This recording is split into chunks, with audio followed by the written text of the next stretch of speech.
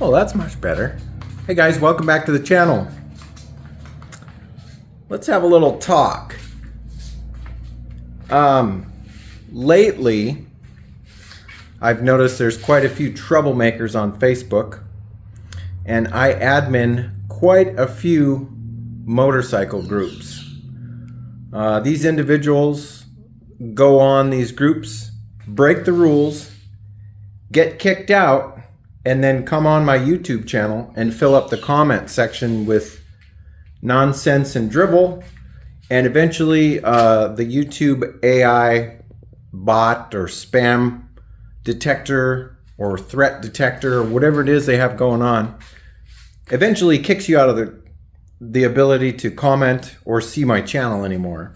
So if you did something in these groups and broke a rule and got kicked out, that's not on me. That's on you.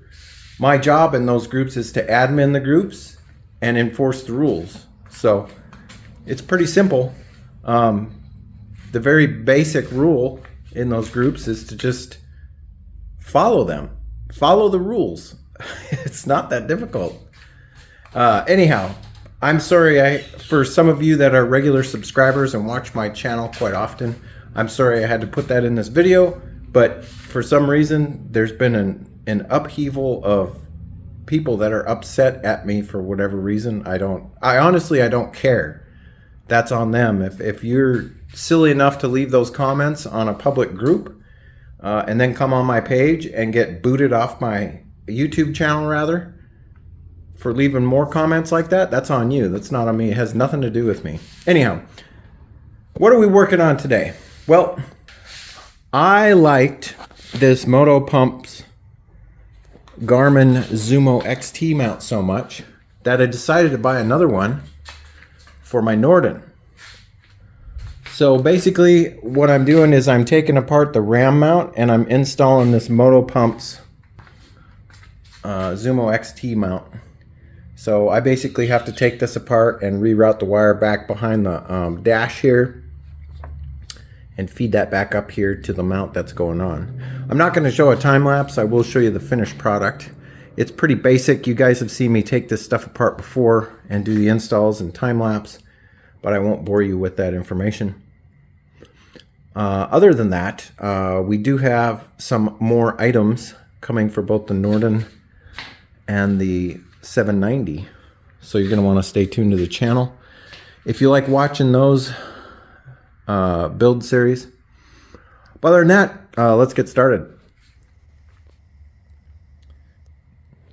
Well guys, there it is. This is a very basic install. The only thing I had to do is reroute the wire to behind this little dash piece here, and there's actually a split in the plastic where you can just slide the wire through. But yeah, this thing is hunkered down nice and tight, close to the dash, which is basically what I wanted. Any of the other mounts that I've seen out there do not work like this. They do not hunker down and get nice and close to the dash like that. So you look at it from the side here. And then also if you're standing up on the bike, you can do that. It's a pretty sweet setup. I don't believe Nice CNC makes a version of this that is set up this way. It's worth the money to me. A lot of that stuff is just, I don't know, questionable.